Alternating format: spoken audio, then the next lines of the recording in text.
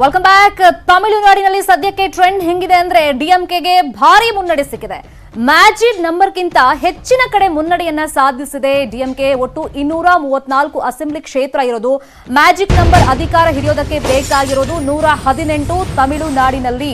ಆದ್ರೆ ಈ magic number ಅನ್ನು ಮೀರಿ ಇದೀಗ ಮುನ್ನಡೆಯನ್ನ ಕಾಯ್ದುಕೊಂಡಿದೆ ಡಿಎಂಕೆ ಪಕ್ಷ ಅನ್ನೋ ವಿಚಾರ ಗೊತ್ತಾಗ್ತಾ ಇದೆ. ಇಲ್ಲಿ ಹಲವಾರು ವಿಚಾರಗಳು ಪ್ರಸ್ತಾಪ ಆಗಿತ್ತು ಎಲೆಕ್ಷನ್ ಟೈಮ್ ನಲ್ಲಿ. ಯಾಕಂದ್ರೆ ಇದು ದೆಹಲಿ ವರ್ಸಸ್ ತಮಿಳುನಾಡು ಚುನಾವಣೆ ಅಂತ ಅಣ್ಣಾ ಡಿಎಂಕೆ ಪ್ರಚಾರದ ಸಂದರ್ಭದಲ್ಲಿ ಹೇಳ್ಕೊಂಡಿತ್ತು. ಇದಿಷ್ಟೇ ಅಲ್ಲ, ಅವರ ಆಡಳಿತದಲ್ಲಿ ಏನೆಲ್ಲ ವೈಫಲ್ಯ ಇದೆ ನೋಡಿ ಅಂತ ಹೇಳ್ಬಿಟ್ಟು ಡಿಎಂಕೆ ಅಧಿಕಾರದಲ್ಲಿ ಇತ್ತಲ್ಲ ಅವಾಗ ಏನೆಲ್ಲ ಭ್ರಷ್ಟಾಚಾರ ಆಗಿತ್ತು ಅಂತ ಹೇಳ್ಬಿಟ್ಟು ಸುಮಾರು 2006ರಿಂದ 2011 ತನಕ ಡಿಎಂಕೆ ಅಧಿಕಾರದಲ್ಲಿ ಇದ್ದಾಗ ಏನೆಲ್ಲ ಆರೋಪಗಳಿತ್ತು, ಭ್ರಷ್ಟಾಚಾರ ಇತ್ತು ಅಂತ ಹೇಳ್ಬಿಟ್ಟು ಎಲೆಕ್ಷನ್ ಪ್ರಚಾರದ ಕೊನೆ ದಿನದಲ್ಲಿ ಅಣ್ಣಾ ಡಿಎಂಕೆ ಪಕ್ಷ ಎಲ್ಲ ಮಾಧ್ಯಮದಲ್ಲೂ ಎಲ್ಲ ಪೇಪರ್ನಲ್ಲೂ ಜಾಹೀರಾತನ್ನು ಕೂಡ ಕೊಟ್ಟಿದ್ರು. ಇದು ಕೂಡ ಒಂದು ಪ್ರಚಾರದ ಅಸ್ತ್ರ ಆಗಿತ್ತು ತಮಿಳುನಾಡಿನಲ್ಲಿ. ಇದರ ಮಧ್ಯದಲ್ಲಿ ಡಿಎಂಕೆ ಯಾವ ತರ ಪ್ರಚಾರ ಮಾಡಿತ್ತು ಅಂತಂದ್ರೆ, ಇಲ್ಲಿ ಅಣ್ಣಾ ಡಿಎಂಕೆ ಪಕ್ಷ ನೋಡಿ ಅದ್ರ ಜೊತೆಯಲ್ಲಿ ಡೆಲ್ಲಿ ವರ್ಸಸ್ ತಮಿಳುನಾಡು ಅಂತ ಹೇಳ್ಕೊಳ್ತಿದ್ದಾರೆ. ಬಿಜೆಪಿ ಜೊತೆ ಕೈ ಜೋಡಿಸ್ಬಿಟ್ಟು ಹಿಂದಿ ಹೇರಿಕೆ ಬಹಳ ದೊಡ್ಡ ವಿಚಾರವಾಗಿ ಪ್ರಚಾರ ಮಾಡಿತ್ತು ಅಣ್ಣಾ ಡಿಎಂಕೆ ಪಕ್ಷ. ಹಿಂದಿ ಹೇರಿಕೆ, ಅದರ ಜೊತೆಯಲ್ಲಿ ಸಾಮಾಜಿಕ ನ್ಯಾಯ, ರಾಜ್ಯದ ಸ್ವಾಯತ್ತೆ, ಅಂದ್ರೆ ಬಿಜೆಪಿ ರಿಮೋಟ್ ಕಂಟ್ರೋಲ್ ರೀತಿಯಲ್ಲಿ ಅಣ್ಣಾ ಡಿಎಂಕೆ ಪಕ್ಷ ಇದೆ, ನೀವು ನಮಗೆ ಅಧಿಕಾರ ಕೊಡಿ ಅಂತ ಡಿಎಂಕೆ ಅದನ್ನ ಪ್ರಬಲ ಅಸ್ತ್ರವಾಗಿ ಪ್ರಚಾರವನ್ನ ಮಾಡಿತ್ತು. ಮತ್ತೆ ತಮಿಳುನಾಡಿನ ಸ್ಪೆಷಾಲಿಟಿ ಏನು ಅಂತಂದ್ರೆ, ಈಗ ಅಲ್ಲೊಂಥರ ಫ್ಲಕ್ಚುಯೇಷನ್ ಆಗ್ತಾನೆ ಇರುತ್ತೆ ಅಧಿಕಾರ. ಒಂದು ಸತಿ ಅಧಿಕಾರ ಹಿಡಿದ್ರೆ ನೆಕ್ಸ್ಟ್ ಎಲೆಕ್ಷನ್ ಅಲ್ಲಿ ಮತದಾರ ಇನ್ನೊಂದು ಪಾರ್ಟಿಗೆ ಅಧಿಕಾರವನ್ನ ಕೊಡ್ತಾನೆ. ಸೊ ಆ ತರ ಆಲ್ಟರ್ನೇಟ್ ಸರ್ಕಾರಗಳು ಬರ್ತಾ ಇರುತ್ತೆ. ಸೊ ಈಗ ಡಿಎಂಕೆಗೆ ಮುನ್ನಡೆ ಸಿಗ್ತಾ ಇರೋದ್ರಿಂದ ಅಫ್ಕೋರ್ಸ್ ಸ್ಟಾಲಿನ್ ಅವರೇ ಈಗ ಮುಖ್ಯಮಂತ್ರಿ ಆಗಬಹುದು ಅಂತ ಚರ್ಚೆಗಳಿದೆ. ಎಕ್ಸಿಟ್ ಪೋಲ್ ಅಲ್ಲೂ ಕೂಡ ಡಿಎಂಕೆನೇ ಅಧಿಕಾರ ಹಿಡಿಯುತ್ತೆ ಅಂತ ಇದೆ. ಈಗ ನೋಡ್ಬೇಕಾಗುತ್ತೆ ಏನೆಲ್ಲ ಆಗುತ್ತೆ ಅಂತ ಹೇಳ್ಬಿಟ್ಟು.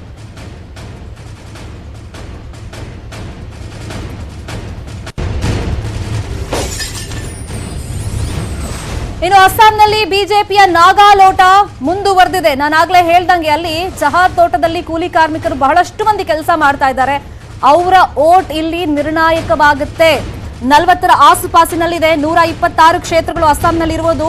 ಮ್ಯಾಜಿಕ್ ನಂಬರ್ ಅಧಿಕಾರದ ಗದ್ದುಗೆ ಏರ್ಬೇಕು ಅಂತಂದ್ರೆ 64 ಕ್ಷೇತ್ರಗಳಲ್ಲಿ ಗೆಲ್ಲಬೇಕಾಗುತ್ತೆ. ಅಲ್ಲಿ ಎಸ್ಟಿ ವರ್ಗಕ್ಕೆ ಮೀಸಲಾತಿ ಇರಬಹುದು, ಜೊತೆಗೆ ವಲಸಿಗರಿಗೆ ಸಾಕಷ್ಟು ಸಮಸ್ಯೆ ಇದೆ. ಸೊ ಈ ಎಲ್ಲ ವಿಚಾರವಾಗಿ ಪ್ರಚಾರ ಆಗಿತ್ತು. ಸೊ ಎಲ್ಲೆಲ್ಲಿ ಏನೇನು ಟ್ರೆಂಡ್ ಇದೆ ಇದೇ ವಿಚಾರವಾಗಿ ಮತ್ತಷ್ಟು ಮಾಹಿತಿಯನ್ನು ಕೊಡೋದಕ್ಕೆ ನವದೆಹಲಿಯಿಂದ ನೇರ ಸಂಪರ್ಕದಲ್ಲಿ ಜಾಯಿನ್ ಆಗಿದ್ದಾರೆ ನಮ್ಮ ರಿಪೋರ್ಟರ್ ಧರಣೇಶ್. ಆಲ್ಮೋಸ್ಟ್ ನಾವು ನೋಡ್ದಂಗೆ ಎಕ್ಸಿಟ್ ಪೋಲ್ ನಲ್ಲಿ ಸಾಕಷ್ಟು ಸಂಸ್ಥೆಗಳು ಯಾವ ತರ ರಿಸಲ್ಟ್ ಅನ್ನ ಕೊಟ್ಟಿದ್ವು ಅದೇ ನಿಜ ಆಗುತ್ತಾ ಅಂತ?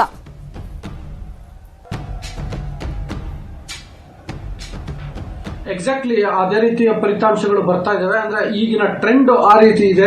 ಫಾರ್ ಎಕ್ಸಾಂಪಲ್ ನಾವೀಗ ಪಶ್ಚಿಮ ಬಂಗಾಳ ನೋಡೋದಾದ್ರೆ ಅಲ್ಲಿ ಬಹುತೇಕ ಸಮೀಕ್ಷೆಗಳು ಅಂದ್ರೆ ಈಗ ಚುನಾವಣೋತ್ತರ ಸಮೀಕ್ಷೆಗಳ ಪೈಕಿ ಬಹುತೇಕ ಸಮೀಕ್ಷೆಗಳು ಮತ್ತೆ ಮಮತಾ ಬ್ಯಾನರ್ಜಿ ಅವರು ಅಧಿಕಾರಕ್ಕೆ ಬರ್ತಾರೆ, ಟಿಎಂಸಿ ಅಧಿಕಾರಕ್ಕೆ ಬರುತ್ತೆ ಅಂತ ಹೇಳಿದ್ದು ಅದೇ ರೀತಿ ಆಗ್ತಾ ಇದೆ ಈಗಿನ ಟ್ರೆಂಡ್.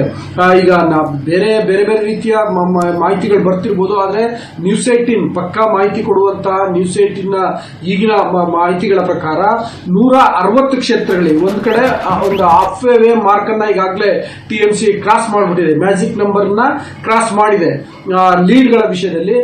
ಅಲ್ಲಿ ಇನ್ನೊಂದು ವಿಚಿತ್ರ ಏನು ಅಂತಂದ್ರೆ, ಜೊತೆಗೆ ಕುತೂಹಲಕಾರಿಯಾದಂತಹ ಸಂಗತಿ ಏನಂತಂದ್ರೆ, ಇಡೀ ಟಿಎಂಸಿಯನ್ನ ಲೀಡ್ ಮಾಡಿದಂತಹ ಮುಖ್ಯಮಂತ್ರಿ ಮಮತಾ ಬ್ಯಾನರ್ಜಿ ಅವರು ನಂದಿಗ್ರಾಮದಲ್ಲಿ ಹಿನ್ನಡೆ ಅನುಭವಿಸ್ತಿದ್ದಾರೆ. ಆದ್ರೆ ಅವರ ಪಕ್ಷ ಇಡೀ ಪಶ್ಚಿಮ ಬಂಗಾಳದಲ್ಲಿ ಮುನ್ನಡೆಯನ್ನ ಸಾಧಿಸ್ತಾ ಇದೆ. 160 ಅಲ್ಲಿ ಆಕ್ಚುಲಿ 294 ವಿಧಾನಸಭಾ ಕ್ಷೇತ್ರಗಳು ಪಶ್ಚಿಮ ಬಂಗಾಳದಲ್ಲಿ. ಅಂದ್ರೆ 148 ಮ್ಯಾಜಿಕ್ ನಂಬರು. ಈಗಾಗಲೇ ಆ ಮ್ಯಾಜಿಕ್ ನಂಬರ್ ಅನ್ನ ದಾಟಿ 160 ಕ್ಷೇತ್ರಗಳಲ್ಲಿ ಟಿಎಂಸಿ ಮುನ್ನಡೆಯನ್ನ ಕಾಯ್ಕೊಂಡಿದೆ. ಹಾಗಾಗಿ ಪಶ್ಚಿಮ ಬಂಗಾಳದಲ್ಲಿ ಮತ್ತೆ ಮಮತಾ ಬ್ಯಾನರ್ಜಿ ಅವರೇ ಅಧಿಕಾರಕ್ಕೆ ಬರುವುದು ಬಹುತೇಕ ಖಚಿತ ಆದಂತಾಗಿದೆ. ಯಾಕೆಂದ್ರೆ ಈ ಬಿಜೆಪಿ ಮತ್ತು ಟಿಎಂಸಿ ನಡುವಿನ ಈ ಗ್ಯಾಪ್ ಮಾರ್ಜಿನ್ ನೋಡಿದ್ರು ಕೂಡ ಬಹಳ ಜಾಸ್ತಿ ಇದೆ. ಬಿಜೆಪಿ ಇನ್ನೂ 90 ಕ್ಷೇತ್ರದಲ್ಲಷ್ಟೇ ಇದೆ. ಟಿಎಂಸಿ ಈಗಾಗಲೇ 160 ಕ್ಷೇತ್ರಗಳಲ್ಲಿ ಮುನ್ನಡೆಯನ್ನ ಕಾಯ್ಕೊಂಡಿದೆ. ಇನ್ನು ಅಫ್ಕೋರ್ಸ್ ಇನ್ನು 40 ಕ್ಷೇತ್ರಗಳ ಫಲಿತಾಂಶ ಗೊತ್ತಾಗಬೇಕು. ಈಗ ಕೋವಿಡ್ ಕಾರಣಕ್ಕೋಸ್ಕರ ಮತ ಎಣಿಕೆ ಪ್ರಕ್ರಿಯೆ ತಡ ಆಗ್ತಾ ಇದೆ. ಅದರಿಂದ ಇನ್ನೂ ಬಹಳ ಸ್ಪಷ್ಟವಾದ ಚಿತ್ರಣ ಸಿಗ್ತಿಲ್ಲ. ಬಹುತೇಕ ಮಧ್ಯಾಹ್ನದ ಬಳಿಕ ಸ್ಪಷ್ಟವಾದ ಚಿತ್ರಣ ಗೊತ್ತಿಲ್ಲ ನಂಗೆ ಈ ಪ್ರಶ್ನೆಯನ್ನ ಕೇಳೋದು. ಯಾಕಂದ್ರೆ ಎಕ್ಸಿಟ್ ಪೋಲ್ ನಲ್ಲಿ ಸಾಕಷ್ಟು ಸಂಸ್ಥೆಗಳು ಟಿಎಂಸಿನೇ ಅಧಿಕಾರಕ್ಕೆ ಬರುತ್ತೆ, ಹ್ಯಾಟ್ರಿಕ್ ಗೆಲುವು ಸಾಧಿಸುತ್ತೆ, ಆದ್ರೆ ಮಮತಾ ಬ್ಯಾನರ್ಜಿ ಸೋತೋಗ್ತಾರೆ ಅಂತ ಎಕ್ಸಿಟ್ ಪೋಲ್ ನಲ್ಲೂ ಕೂಡ ಸಾಕಷ್ಟು ಸಂಸ್ಥೆಗಳು ಹೇಳಿದ್ವು, ನಿಜ. ಅದಾದ್ಮೇಲೆ ಅಂದ್ರೆ ಮಾರ್ಜಿನಲ್ ಗೆಲ್ಲುತ್ತೆ ಟಿಎಂಸಿ ಅಂತ ಎಕ್ಸಿಟ್ ಪೋಲ್ ನಲ್ಲೇ ನಮ್ಗೆ ರಿಸಲ್ಟ್ ಸಿಕ್ಕಿದ್ರಿಂದ ಈಗ ನೋಡಿದ್ರು ಬಹುಶಃ ಟ್ರೆಂಡ್ ಹಂಗೆ ಆಗಬಹುದೇನೋ ಗೊತ್ತಿಲ್ಲ. ನಾನು ಅದಕ್ಕೆ ಹೇಳಿದ್ದು ಟೂ ಅರ್ಲಿನ ಏನೋ ಗೊತ್ತಿಲ್ಲ. ಆತರ ಆದ್ರೆ ಜನಸಾಮಾನ್ಯರು ಮೊನ್ನೆಯಿಂದ ಚರ್ಚೆ ಮಾಡ್ತಾ ಇದ್ರು, ಸಾಕಷ್ಟು ರಾಜ್ಯಗಳಲ್ಲಿ ಆಪರೇಷನ್ ಕಮಲ ಮಾಡಿದ್ರಲ್ಲ, ಸೊ ಇಲ್ಲೂ ಹಂಗೆ ಆಗಬಹುದೇನೋ, ಪಶ್ಚಿಮ ಬಂಗಾಳದಲ್ಲಿ ಅಧಿಕಾರ ಹಿಡಿಲೇಬೇಕು ಅಂತ ಬಿಜೆಪಿ ಹಠ ತೊಟ್ಟಿರೋದ್ರಿಂದ.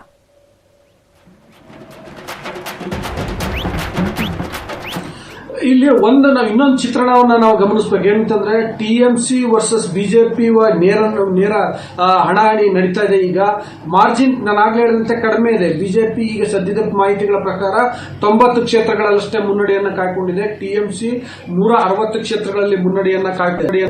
ಇನ್ನೂ 40 ಕ್ಷೇತ್ರಗಳ ಫಲಿತಾಂಶ ಬರಬೇಕು. ಆದ್ರೆ ಇಲ್ಲಿ ಈಗ ಆಪರೇಷನ್ ಮಾಡ್ಲಿಕ್ಕೆ ಅಥವಾ ಬೇರೆ ಮೈತ್ರಿ ಮಾಡ್ಕೊಳ್ಳಿಕ್ಕೆ ಆಪ್ಷನ್ ಬಿಜೆಪಿ ಬಳಿ ಇಲ್ಲ ಈ ಸದ್ಯದ ಪ್ರಕಾರ. ಯಾಕಂತಂದ್ರೆ ಒಂದು ಅವರು ಕಾಂಗ್ರೆಸ್ ಅಥವಾ ಲೆಫ್ಟ್ ಜೊತೆಗೆ ಅಲಯನ್ಸ್ ಮಾಡ್ಕೊಳ್ಳಿಕ್ಕೆ ಸಾಧ್ಯ ಇಲ್ಲ, ಜೊತೆಗೆ ಅಲ್ಲಿ ಲೆಫ್ಟ್ ಮತ್ತೆ ಕಾಂಗ್ರೆಸ್ ಬರ್ತಾನೂ ಇಲ್ಲ. ಆಯ್ತು, ಮತ್ತೆ ಟಿಎಂಸಿ ನಲ್ಲಿ ಈಗ ಇನ್ ಕೇಸ್ ಏನಾದ್ರು ಮಮತಾ ಈಗ ಟ್ರೆಂಡ್ ಪ್ರಕಾರನೇ ಏನಾದ್ರು ಗೆದ್ದಿದ್ಯಾದ್ರೆ ಅಂದ್ರೆ ಅದ್ರದ್ದು ಮೂಡ್ ಹೆಂಗಿರುತ್ತೆ ಅಂತಂದ್ರೆ, ಇಲ್ಲಪ್ಪ ಮಮತಾ ಬ್ಯಾನರ್ಜಿಯನ್ನ ಎದುರಾಕೊಂಡು ನಾವು ರಾಜಕಾರಣ ಮಾಡ್ಲಿಕ್ಕೆ ಸಾಧ್ಯ ಇಲ್ಲ ಅನ್ನುವಂತಹ ಒಂದು ಮೈಂಡ್ ಸೆಟ್ ಡೆವಲಪ್ ಆಗುತ್ತೆ ಪೊಲಿಟಿಷಿಯನ್ಸ್ ಗಳಲ್ಲಿ, ಅಲ್ಲಿನ ಪೊಲಿಟಿಷಿಯನ್ಸ್ ಅಲ್ಲಿ. ಹಾಗಾಗಿ ಸಹಜವಾಗಿ ಆಪರೇಷನ್ ಕಮಲವನ್ನ ಮಾಡ್ಲಿಕ್ಕೆ ಒಂದ್ ಸ್ವಲ್ಪ ಕಷ್ಟ ಆಗ್ಬೋದು. ಚುನಾವಣೋತ್ತರವಾಗಿ ಆಪರೇಷನ್ ಕಮಲ ಯಾಕಾಯ್ತು ಅಂತಂದ್ರೆ ಒಂದೊಂದು ಬೇರೆ ಬೇರೆ ಕಾರಣಗಳಿದೆ.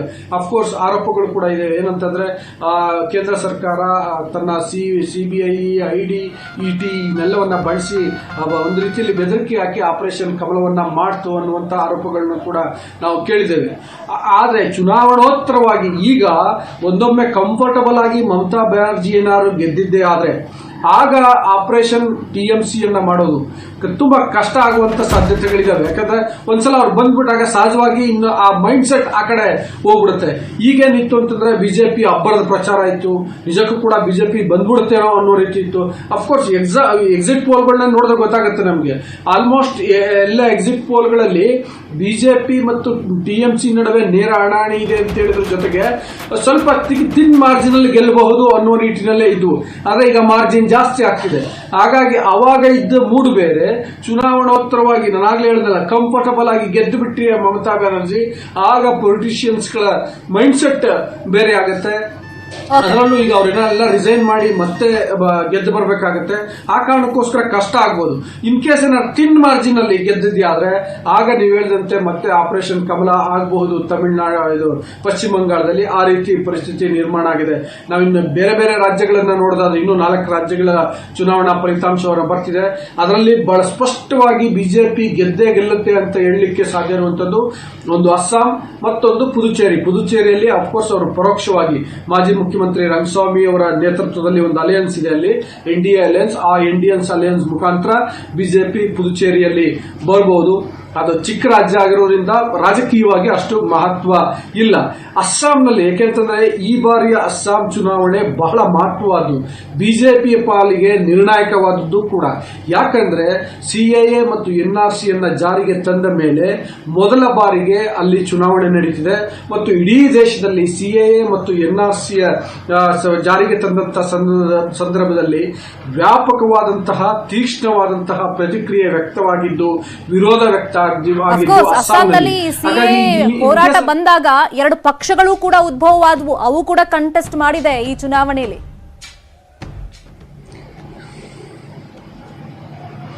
ಸೊ ಅದನ್ನೇ ಹೇಳಿದ್ದು. ಅದೆಲ್ಲವನ್ನ ಮೀರಿ ಬಿಜೆಪಿ ಗೆದ್ದದ್ದೇ ಆದ್ರೆ ಸಿಎಎ ಮತ್ತು ಎನ್ಆರ್ಸಿಯನ್ನ ಜಾರಿಗೊಳಿಸುವ ವಿಷಯದಲ್ಲಿ ಬಿಜೆಪಿ ಇನ್ನಷ್ಟು ಗಟ್ಟಿಯಾಗಿ ಮುನ್ನಡೆಯನ್ನ ಇಡಬಹುದು. ಆ ಕಾರಣಕ್ಕೋಸ್ಕರ ಈ ಚುನಾವಣಾ ಫಲಿತಾಂಶ ಬಹಳ ಮುಖ್ಯವಾದದ್ದು. ಇನ್ನು ವಿರೋಧ ಪಕ್ಷಗಳಿಗೆ ಹೇಗೆ ಅದು ಮಹತ್ವ ಆಗತ್ತೆ ಅಂತಂದ್ರೆ, ಸಿಎಎ ಮತ್ತು ಎನ್ಆರ್ಸಿಯನ್ನ ಮತ್ತೊಮ್ಮೆ ಬಿಜೆಪಿ ಬಿಜೆಪಿ ವಕ್ತಾರರೇ ನಮ್ಮ ಸ್ಟುಡಿಯೋದಲ್ಲಿ ಇದ್ದಾರೆ. ಸಿಎಎ ಎನ್ಆರ್ಸಿ ಕೆಲವೊಂದು ಕಡೆ ಸೈಲೆಂಟ್ ಆಗ್ಬಿಡ್ತು ಪ್ರಚಾರದ ಸಂದರ್ಭದಲ್ಲಿ, ಮತ್ತು ಕೆಲವು ಕಡೆ ಜೀವಂತವಾಗಿ ಇತ್ತು. ಎಲ್ಲೆಲ್ಲಿ ಯುಟಿಲೈಸ್ ಆಗುತ್ತೆ ಅಲ್ಲಂತೂ ಜೀವಂತವಾಗಿಟ್ಟಿದ್ರು, ಎಲ್ಲೆಲ್ಲಿ ಬೇಡ ಅಲ್ಲಿ ಅದ್ರ ಬಗ್ಗೆ ತುಟಿನೇ ಬಿಚ್ಚಲಿಲ್ಲ. ಯಾಕೆ ಅಂತ ನಾನು ರಾಜ್ಕುಮಾರ್ ಸರ್ ಹತ್ರನೇ ಮಾತಾಡ್ತೀನಿ. ಥ್ಯಾಂಕ್ ಯು ಸೋ ಮಚ್ ಈ ಕ್ಷಣದ ಅಪ್ಡೇಟ್ಸ್.